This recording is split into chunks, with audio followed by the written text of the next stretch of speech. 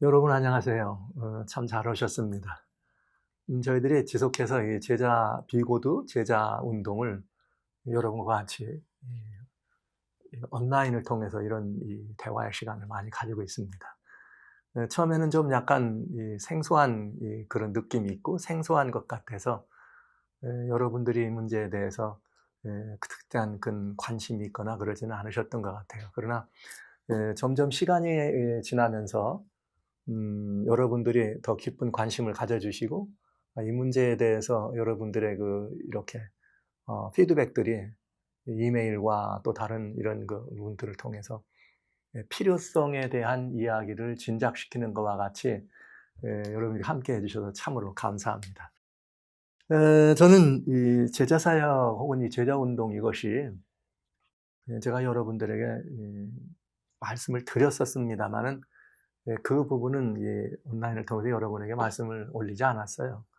왜 이 사역의 필요성을 더 강하게 느끼고 있는가 하면, 교회라고 하는 현장에서 예수님의 지체된 공동체, 교회라고 하는 현장에서 저희들이 대단히 중요한 어떤 이 부분들의 모자람, 부족함이 있는 걸 보았어요. 한국에서 사역을 할 때나 미국에서 사역을 할 때 두 번을 다 보았습니다만, 공통적인 그런 경우가 무언가 하면은, 하나님을 저희들이 경배하고 신앙한다고 하는 그런 대답을 가지고, 또 그런 목표나 그런 열정을 가지고 교회를 참석하는데, 사실 자세히 이렇게 신앙적인 어떤 부분들을 이렇게 대화를 통해서나 그 삶의 형태에서 등장하는 걸 보면 하나님을 잘 모르세요. 하나님을 참 모르신다. 그러니까 이게 그리스도인이라고 하면서 하나님을 모른다는 표현이 굉장히 어폐가 있는 말이지만 어쩔 수 없습니다. 제가 그렇게 말씀드릴 수밖에 없습니다. 하나님을 잘 모르셔요. 두 번째는, 하나님을 모른다고 하는 말은 이제 저희들이 지금 깨우쳐 나가는 일입니다만, 아버지 하나님, 소위 삼위 하나님에 관한 이야기죠.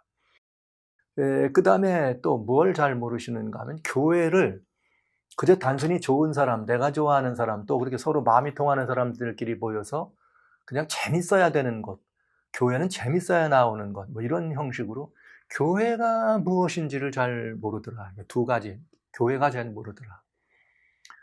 교회를 잘 모르다 보니까 이렇게 우리들이 이렇게 신앙생활하면서 교회가 세상이 염려하는 그런 이 모습이 많이 드러나게 된 것입니다.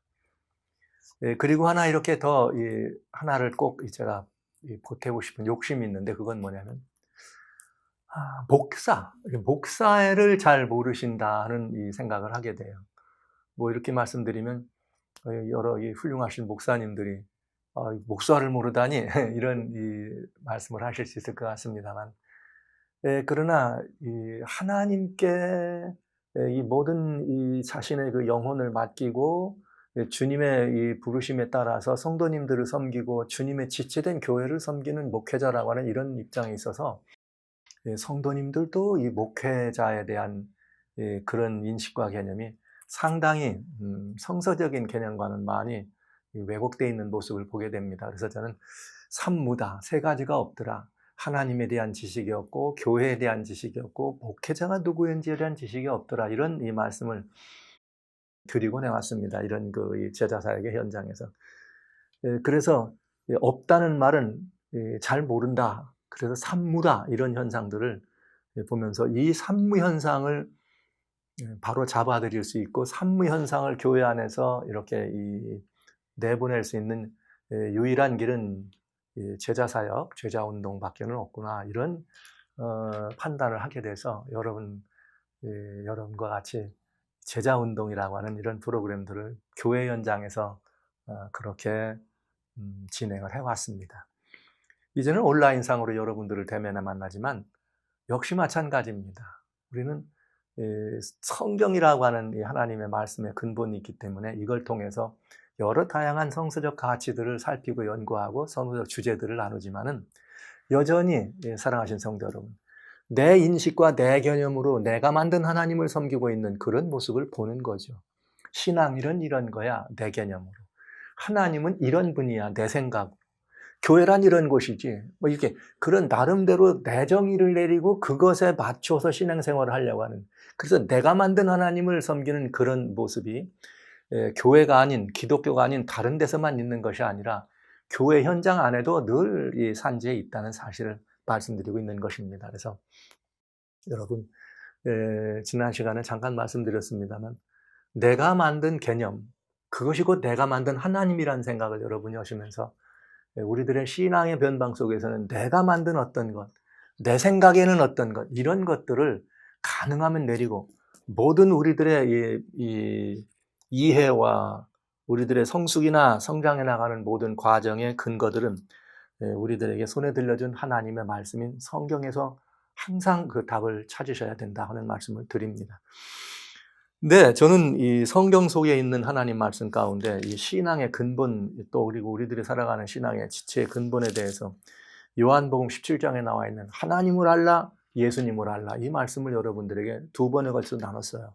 그런데 그 하나님을 알고 예수님을 알아라 하는 이 말씀이 어디에 있느냐? 그냥 성경에 기록되어 있습니다. 그러니까 많은 이 사람들은 생각할 수 있는, 그건 성경에 있는 얘기니까 성경 속에 있는 얘기인데 뭐 그거는 뭐 기독교인들은 다 그렇게 말할 수 있지, 이렇게. 그래서 제가 지난번 두 번 말씀드릴 때는 성경에 있는 보편적 원리를 말씀드렸어요. 누구나 어떤 책에서도 이런 어떤 하나님에 대한 개념, 어떤 이런 부분에 대한 개념들을 얘기한다면 객관적 입장에서 표현된 이야기들이 있을 수밖에 없다. 그래서 그런 부분들을 성경으로 찾아봤습니다.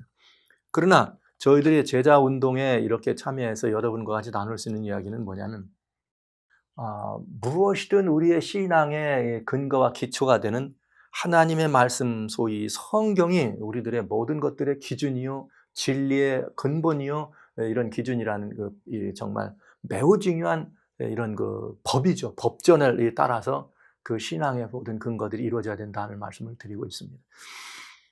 그런데 이제 어떤 이 궁금함이 있을 수 있는가 하면, 그리스도인이니까 성경을 그렇게 말할 수 있는 것이지 성경이 과연 교회가 주장하는 것처럼 하나님의 말씀, 하나님이 성경의 저자인가? 성경이 과연 하나님의 말씀이라는 그런 이 객관적 증거들을 찾을 수 있는가? 이것들은 아주 중요한 이치입니다. 기독교 면방에 여러분 다니시는 교회나 또 신앙의 여러 소그룹들 이런 걸 나누실 때, 그거 믿으면 되는 거야? 그냥 믿음으로. 예, 믿으면 되죠. 그걸 믿음이라고. 근데 여러분, 그런 이 믿음은 성경에 대한 이 매우 중요한 알매 근거된 믿음이 아니고, 그냥 추상적 개념의 일반적인 그런 믿음이라고 할 때 우리는 그 신앙이 힘이 없고, 그 신앙이 반석위에 있는 그런 신앙이 안 되는 걸 볼 수가 있어요. 왜?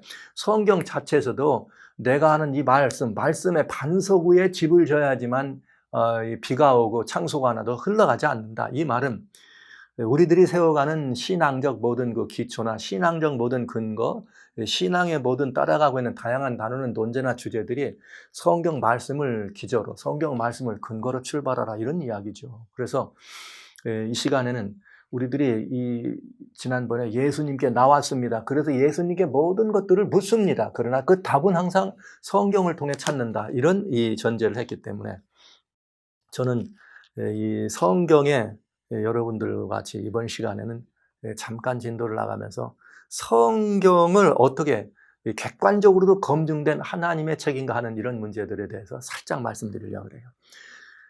성경 속에는 지난번에 말씀드린 것처럼 하나님에 관한 이야기들을 모두 우리가 알고 있는 이야기에서 출발해서 얘기되어 있습니다만, 성경이 아주 두 가지 매우 중요한 언급이 들어 있습니다. 즉 무엇인가? 저희는 지금 성경이 하나님이 성경의 저자인가 하는 말씀을 찾아가는 과정이에요.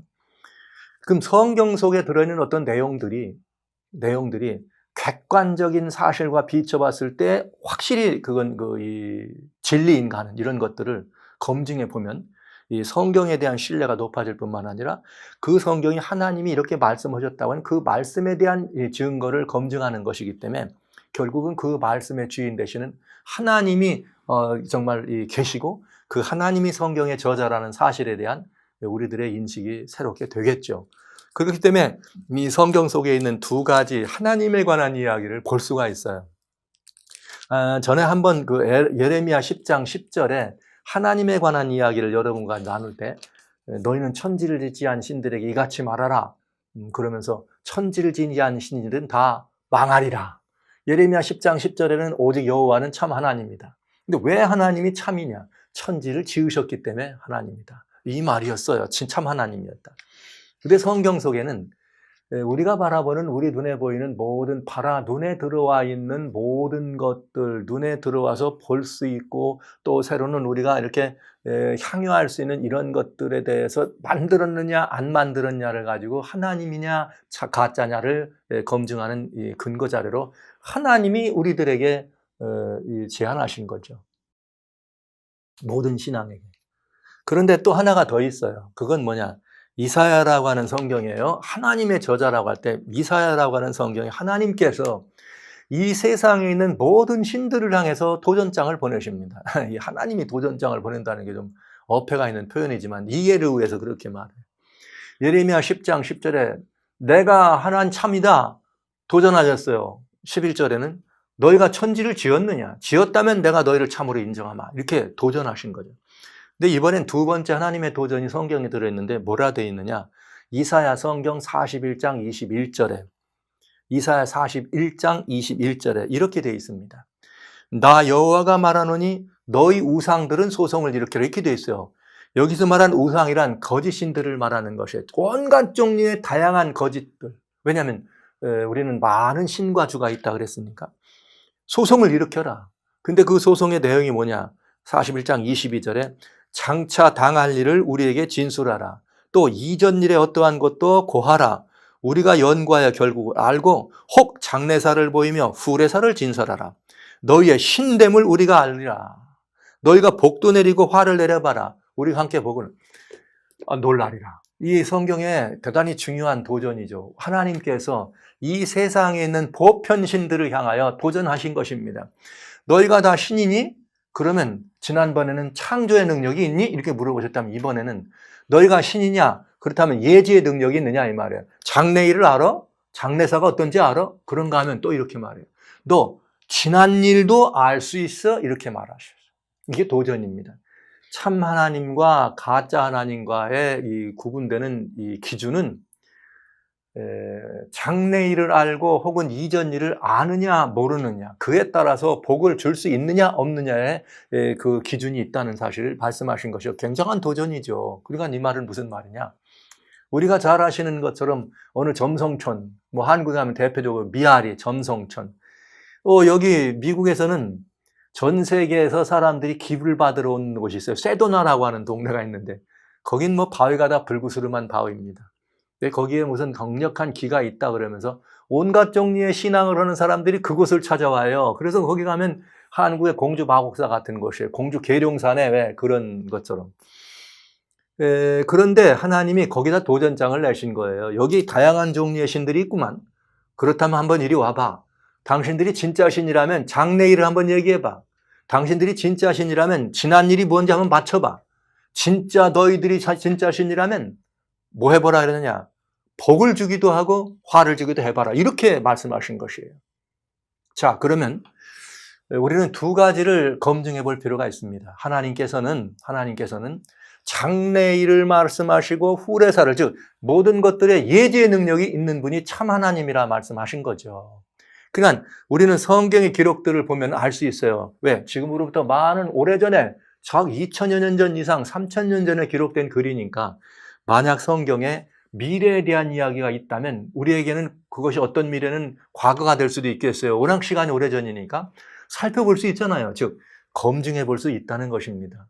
이렇게 검증해 보면은 예를 들어서 3000년 전에 무슨 말씀을 성경에 기록했는데 이것이 예언에 대한 이야기다. 장래일에 대한 이야기다. 그러면 우리는 그 장래일의 이야기가 아직도 지금 현재도 2000년, 2020년이지만 미래형일 수 있고 어떤 것들은 지난 일일 수 있다. 미래의 것은 미래 것이니까 그렇다 치더라도 지난 일들은 과연 성경에 기록된 일들이 역사라고 하는 인류의 객관적 사실이 기록된 역사와 맞닥뜨릴 수 있느냐, 매칭되느냐를 살펴볼 수 있다는 거죠. 여러분, 대단히 지혜로운 성경이 하나님의 작품이냐 아니냐를 판단해 볼 수 있는 아주 중요한 지혜로운 방법입니다.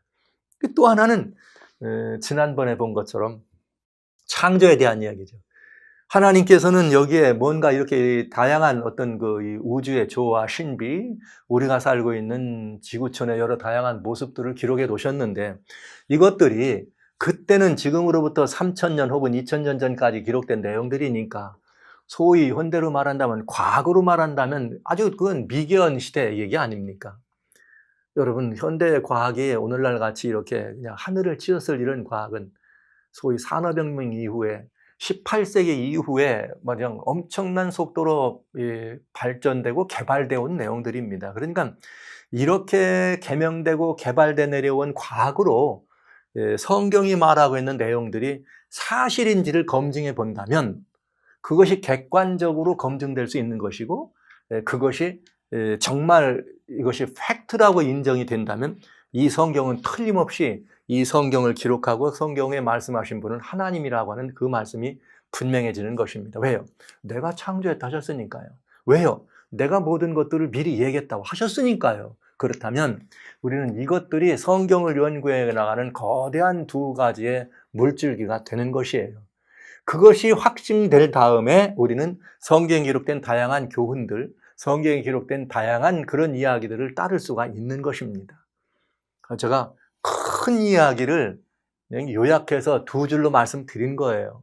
하나님이 하나님이시려면 여러분이 생각하는 것처럼 여기에 하나님이 말씀하신 즉 성경이라고 하는 하나님의 책이라고 우리가 말하는데, 이 책에 기록된 내용들이 하나님이 창조로 모든 신들과 도전장을 내셨으니 그 창조라고 하는 거대한 이야기가 객관적 사실로 검증될 수 있어야 된다는 것이고, 또 하나는 하나님께서 모든 신들에게 도전하기를 예지의 능력이에요. 모든 장래일들을 미리 아시는 이런 능력이 참 하나님인가를 구분하는 표다 하셨으니까, 그렇다면 우리는 성경에 기록되어 있는 아주 오래전의 기록이니까 이 기록 가운데 지금으로부터 이전에 일어난 어떤 일들이 역사적으로도 팩트인가를 살펴보면 분명해진다 얘기죠. 그러니까 오늘날 기독교인들은, 현대 기독교인들은 그냥 믿습니다, 믿사오니 해서 믿는 신앙 아니라고요. 그렇게 믿지 않고 검증하고 모든 것들을 이렇게 보셔서 아, 이렇구나, 그러니 사실이네, 그러니 믿어야 되겠네 해서 믿으셔도 믿음이 없는 분의 태도가 아니다 이 말입니다. 그냥 무조건 하나님이 계신 걸 나는 믿어, 그러니까 나는 그냥 그분 말씀을 그냥 믿을 거야, 이렇게 해서 믿는 믿음도 귀한 믿음이에요. 그러나 더 이 하나님이 말씀하신 것들이 객관적으로 사실이네, 그 사실에 근거한 거기에 기초해서 믿음을 여러분들이 세워놓으시면 그 믿음은 요동함이 없고 흔들림이 없는 믿음이 될 수 있다, 이런 이야기입니다. 그래서 여러분, 이 성경에 그렇게 기록된 것들을 제가 이렇게 찾아서 살펴본다면 굉장히 여러분들이 깜짝 놀라실 일들이 있을 겁니다. 먼저 이렇게 이 성경 속에 들어있는, 지난 시간에 말씀한 건 창조의 권능이니까 창조에 대한 이야기를 제가 한번 해볼까요? 여러분, 창조에 관한 이야기를 한다면 저는 이 창조과학의 유명한 한 박사님이 계세요. 카이스트의 재료공학 박사님이신데 김명현 교수님이십니다. 김명현 교수님이 서너 개 이상의 성경에 들어있는 여러 그 창조설에 대한 이야기들을, 창조에 관한 이야기들을 아주 객관적이고 과학적으로 검증한 이야기들이 유튜브나 웹을 통해서 여러분들이 얼마든지 살필 수 있고, 아주 탁월한 이 과학적 이런 그 검증 실력이 있으세요.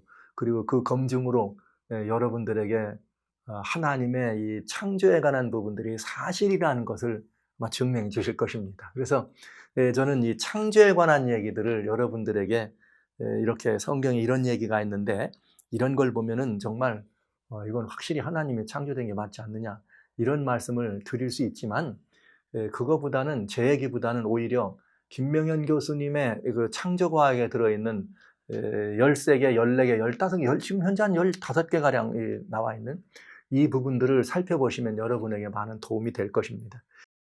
그렇지만 요즘 우리 주변에 일어나는 일들이, 코로나 바이러스로 금년에 온 세계가 떠들썩하고, 지금도 막 우리 어디 비행기 타고 갔다 내리면 2주일씩 격리하고 말이죠. 저도 나가면 격리, 들어오면 격리, 이런 일들을 경험하면서 코로나 때문에 온 땅이 이렇게 어수선한 걸 볼 수 있습니다. 근데 여러분, 코로나 때문에 생겨난 새로운 사람들이 살아가는 사람들의 삶의 변방에 변화가 있어요. 그게 뭐냐? 소셜 디스턴스. 코로나를 방면하는데 혹은 코로나로부터 우리를 안전하게 지키는데 제일 중요한 게 뭐냐? 예방약이나 이 약도 필요하지만은 그거보다 가장 먼저 등장했고 가장 그것 때문에 나라의 법도 바꿔가면서 사람들을 강요까지 하는 것이 뭐냐면 소셜 디스턴스예요. 사회적 거리두기. 이 사회적 거리두기는 결국 뭐까지를 포함하는 거냐? 마스크를 착용하는 것까지입니다. 그래서 이 마스크 착용 때문에 뭐 한때 그냥 막 마스크가 없어가지고 뭐 난리도 나고 그랬잖아요. 마스크 문제. 심각한 이런 얘기들 우리가 하고 있는데, 이런 이야기들을 하는 이것은 소셜 디스턴스라고 하는 것입니다. 그런데 여러분, 팬데믹이란 말은 전염병이 온 땅에 퍼져가는 무서운 전염병인데, 전염병에는 현대 과학자들이 약이 개발되기 전에 소셜 디스턴스를 잘하면 코로나 바이러스가 덜 퍼진다는 사실을 얘기합니다. 그런데요, 여러분, 참 재밌는 일이죠.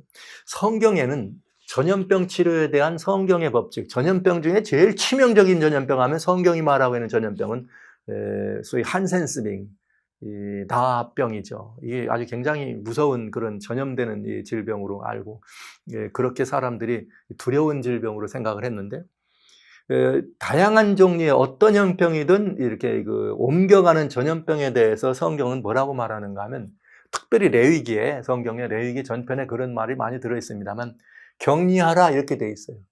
격리하라는 말이 뭐예요? 전염되는 질병일 때는 격리하라, 이 병은 곧 뭐에 관한 이야기냐? 격리하라는 말은 소셜 디스턴스를 지켜라 이런 뜻이에요.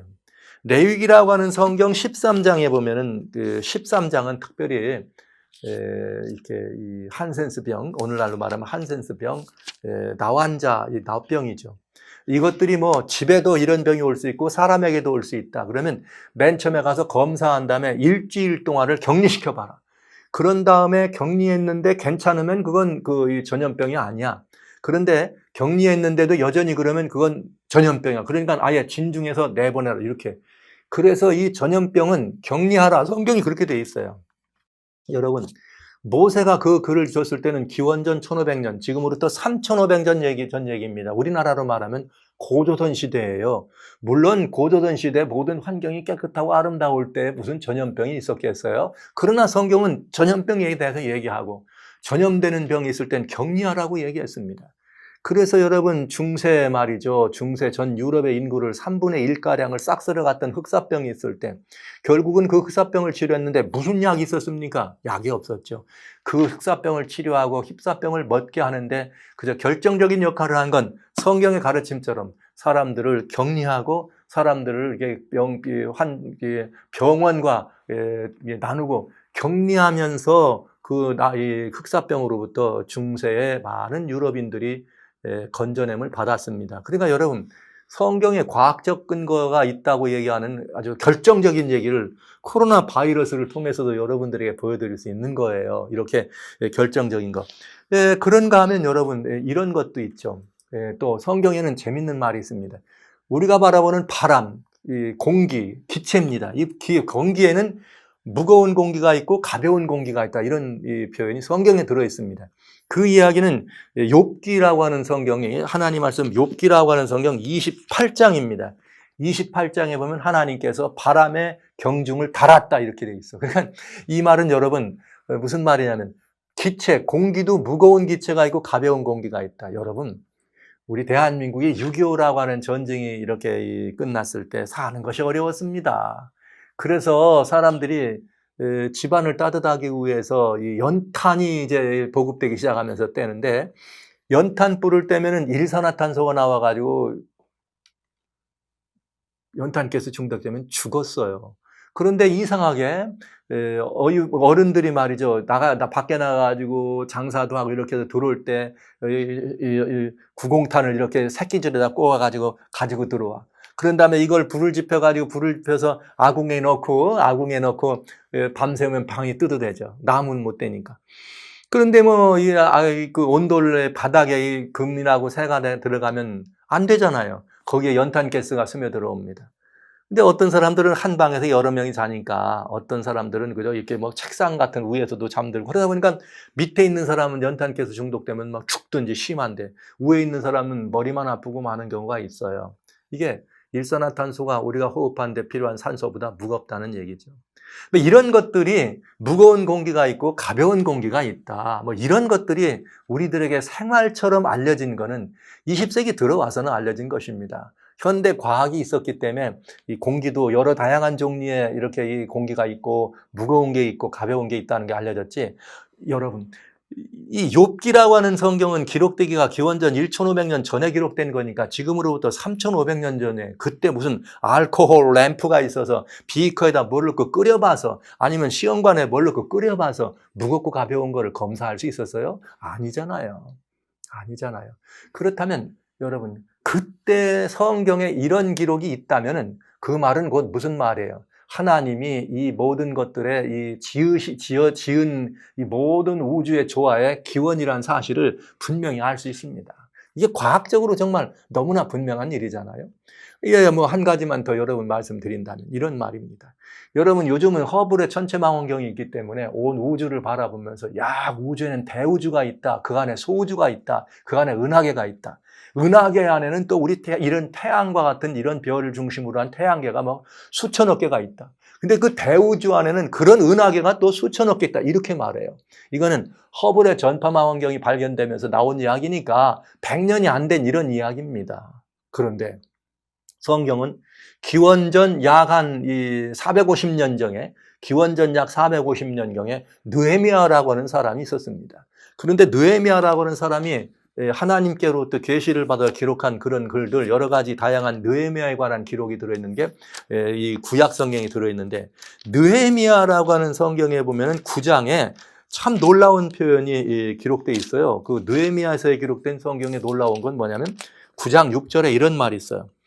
오직 주는 여호와시라. 여호와라고 할 때는 이전 여러분 창조주, 내가 창조했다고 하셨으니까 참 하나님이란 뜻이에요. 하늘과 하늘들의 하늘과 이렇게 돼 있어요. 여러분, 그때는 망원경도 없습니다. 갈릴레이가 망원경을 처음 만들었는데 느헤미야 기원전 450년 우리나라로 말하면 기자조선일까요? 뭐 이렇게 호동왕자가 낙랑옹조하고 이렇게 눈 맞는 것보다도 거의 1000년 전쯤 되는 그런 이야기가 되죠. 뭐 한 7, 800년 전 되겠네요. 그때에 망원경도 없고 쌍안경도 없는 그런 때에 느헤미야라고 하는 한 선지자는 뭐라고 말했느냐? 하늘이 있다. 우리가 바라보는 하늘이 있고 또 그 하늘에 하늘들이 있다. 그리고 그 하늘들에 하늘이 있다. 하늘이 몇 층으로 되어 있어요? 보니까 3층으로 되어 있더라. 와, 놀라운 일 아닙니까? 그러니까 그때 어떻게 그걸 알겠어요? 우리가 육안으로 봤을 때는 그냥 눈에 보이는 하늘 하나뿐이지. 그런데 느헤미야는 우리가 보이는 하늘만이 아니야. 이 하늘이 하늘들이 있어. 다른 많은 하늘들, 우리가 말하는 소위 태양계. 그렇게 많은 하늘들이 있고 그 위에 또 하늘이 있다. 3층 하늘이다.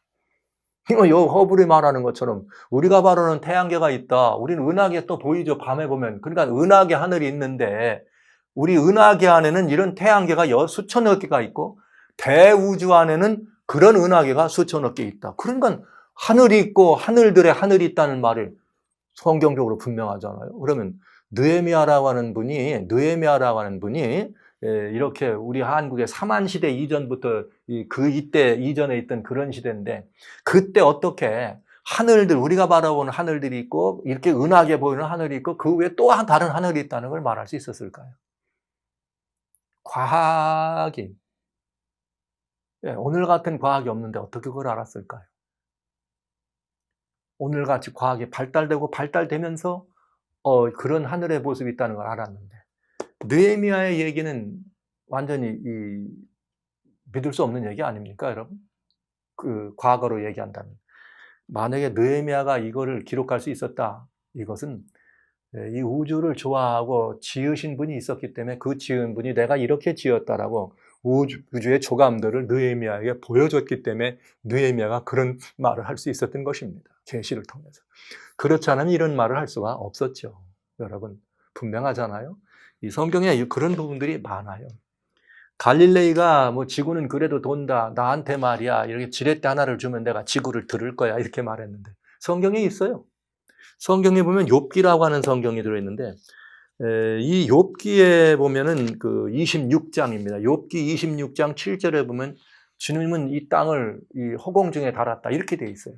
그러니까 지구라고 하는 것이 허공 중에 이게 매달려 있다 이 표현은 이렇게 이전 사람들이 소위 말하는 프톨레마이오스 이런 이분들은 천동설이라 그랬습니다. 지구는 가만히 있고 뭐 위에 있는 이게 천체가 움직인다.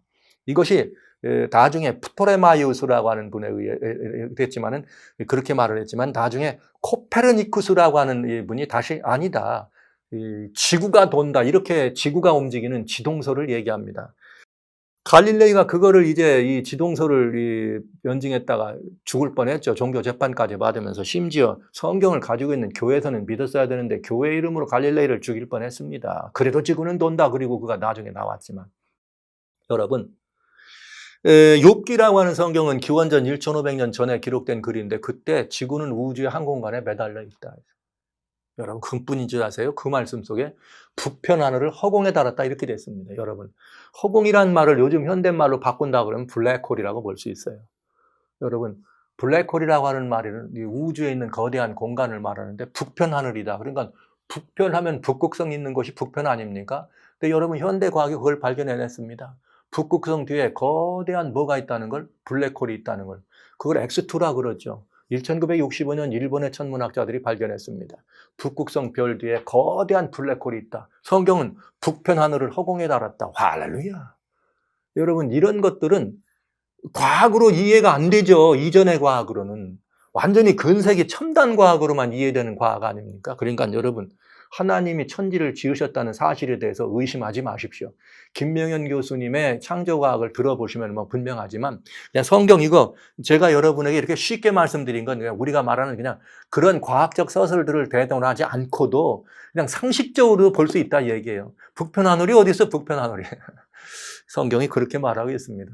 현대 과학이라고 하는 것이 그동안 성경을 부정하고 신앙을 부정해 왔어요. 소위 고등비평학자라고 하는 성경을 안다고 하는 학자들도 고등비평이라 그래서 성경을 막 과학적이지 않다고 포기했는데 여러분 성경이 즉 과학을 만드신 하나님이 이 우주에 계시다는 사실을 변증하는데 성경에 기록된 어떤 사실들을 이제서 과학이라는 걸로 증거한다. 이 말은 과학조차도 하나님이 만들어내신 것이라는 사실을 인정할 수밖에 없는 현상입니다. 그러니까 여러분 우리는 성경이나 이런 것들을 특별히 자녀들을 대해서 과학을 믿는 시대에 누가 하나님을 믿는 천만의 말씀. 과학이 발달하면 발달할수록 하나님이 계시다는 사실을 증명해낸다는 사실을 여러분 기억하시면 좋겠습니다. 예언을 가지고 예지의 능력을 가지고 이 성경의 그 참과 거짓의 여부, 즉 하나님의 참과 거짓을 하나님이 우리들에게 객관적으로 변증할 수 있는 근거로 삼으셨는데 예언의 능력에 대해서는 뭐 여러분 제가 다니엘 조금 있으면 지금 이제 이 요한계시록을 거의 맞춰갑니다. 맞춰 끝나면 다니엘을 여러분들에게 다니엘서를 또 읽어가면서 열어드리려고 합니다. 그런데 이 다양한 성경의 예언서를 보면 정말 놀라운 일들이 그 안에 있는 걸 보게 돼요. 기왕에 말씀 나온 거니까 예언 얘기도 하나만 제가 말씀드릴게요. 다니엘이라고 하는 성경이 있어요. 다니엘, 그건 특별히 다니엘 2장에 한 임금이 꿈을 꿔요. 바벨론의 맹주인 느부갓네살이라는 임금이 꿈을 꾸는데 선지자 다니엘이 그에게 청년 다니엘이었죠. 찾아가가지고 그 꿈을 꾼 그 이야기를 해석해 줍니다. 그 꿈을 해석할 때 다니엘이 이런 말을 해요. 왕이요. 왕이 꿈을 꿨습니다. 근데 그 꿈은 뭐냐? 금은동 철로 되어 있는 신상이었습니다. 이것은 무슨 꿈이냐면 하나님이 왕에게 장래일을 알려준 거다. 즉 예언하신 거라 이 말이죠. 근데 그 장래일을 예언하는데 그 금은동철로 된 그 신상이 뭐로 되어 있느냐?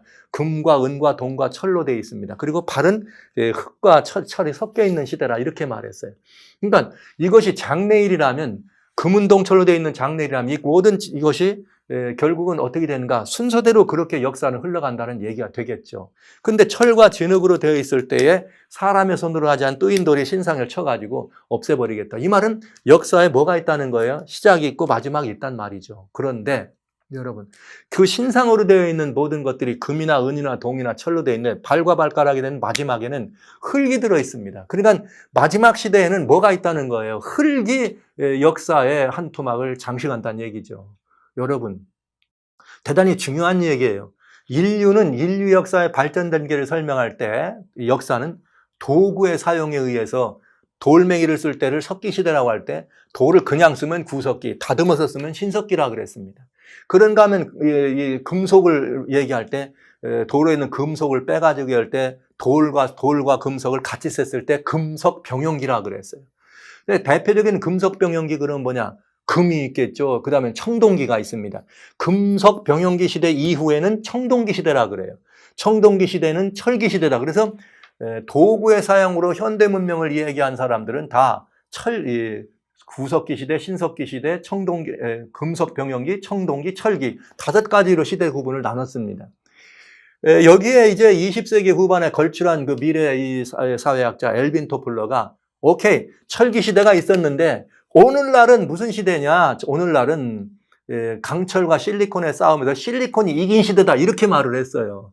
그래갖고 제3의 물결의 시대다 이런 얘기하면서 이 인류 문명의 발전을 이렇게 단계를 그렇게 나눴다고요. 그런데 여러분, 다니엘 선지자가 있었던 시대는 기원전 600년에서 500년 사이입니다. 그때 하나님은 예언을 해주시는데 금, 은, 동, 철, 그 다음에 뭐가 있더라? 흙이 있더라. 여러분, 놀라운 얘기 아닙니까? 놀라운 얘기. 흙은 여러분 아시는 바처럼 흙을 이야기할 때는 클라크수라는 걸로 따져요. 클라크수라는 게 뭐냐면 흙을, 지표면에 있는 이 흙을 구성하고 있는 여러 가지 다양한 이 물질들을 이렇게 어떤 비율로 되어 있느냐를 따져놓은 것을, 그 비율로 따진 것을 클라크수라고 그래. 그런데 여러분, 산소나 질소가 이 지표에 제일 많이 있죠. 이 공기를 빼면은 고체 형태로 되어 있는 원소 가운데 클라크수에 가장 많은 게 뭐냐면 Si라고 하는 규소입니다.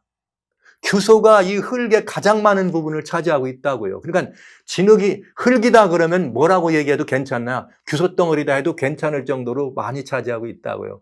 규소, Si가 뭡니까? 소위 말하는 알빈 토플러가 말하는 실리콘. 오늘날로 말하면 반도체 칩을 생산해내는 실리콘이 바로 그 규소가 실리콘입니다. 얼마나 놀랍습니까? 그러니까 성경은 오늘날 이 시대에 대한 이야기를 흙의 시대가 있다라고 얘기해 준 것이죠. 아무도 믿지 않았지만 이제 21세기 우리 현대 과학 시대는 이 반도체 시대, 반도체 문명이 아니면 오늘날 문명은 사라집니다. 여러분이 손에 들고 있는 셀러폰 하나도 반도체 칩, 무슨 뭐 유심 칩이고 이 칩이다. 실리콘 칩입니다. 이게 없으면 아무것도 아닌 시대를 우리는 살아가요. 그러니까 오늘 이 시대는 흙의 문명이 지배하는 시대라는 게 분명하잖아요.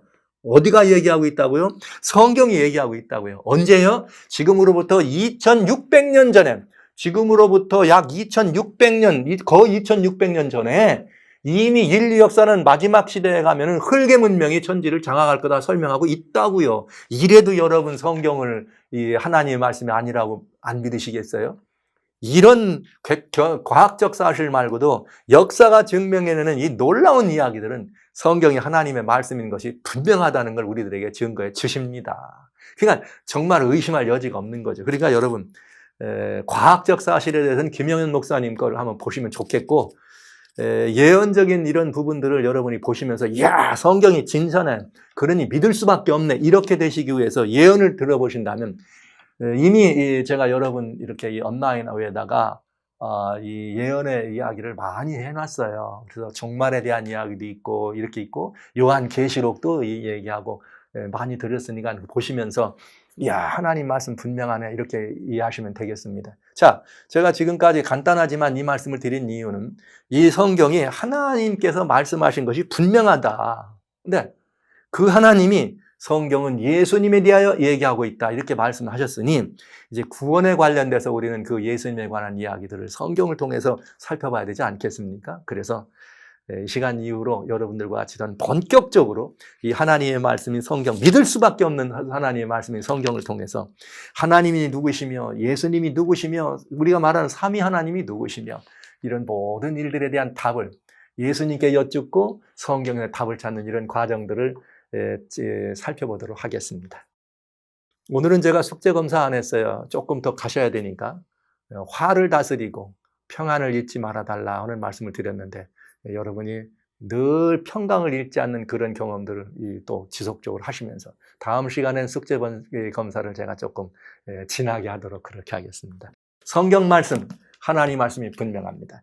여러분이 매일 두시고 읽으시고 여러분이 매일 두시고 여러분의 친구처럼 여러분의 길 안내자로 이 성경을 가지고 계신다고 할 때 주의 말씀은 내 길에는 빛이요 내 발 앞에는 등불과 같다고 하신 성경의 말씀과 같이 여러분을 이 성경 앞으로 여러분들을 초청합니다.